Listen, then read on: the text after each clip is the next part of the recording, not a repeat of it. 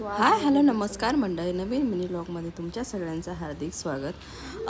आज बेबीला बाहेर घेऊन जायचं आहे म्हणून अशी काहीसो रेडी झालो। बेबी झोपला होता पण आंघोळ करून, पण तो जेव्हा त्याला उचलतो ना आणि लिफ्टचा आवाज येतो तो लगेच उठतो।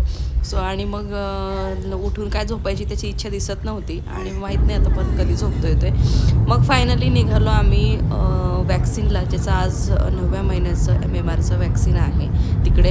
आणि ना त्या दिवशी इतकी ट्रॅफिक लागली आम्हाला, मग आम्ही फायनली पोहोचलो, वॅक्सिन वगैरे झालं, छानपैकी अर्धा असा चिकू वगैरे खाल्ला, थोडंसं काकांसोबत इथे गप्पा मारल्या, डॉक्टरांचे वडील आहेत त्यांच्यासोबत, आणि मग खूप गप्पा वगैरे मारून झाल्या, तिथं डॉगी आहे त्यांच्यासोबत खेळून झालं।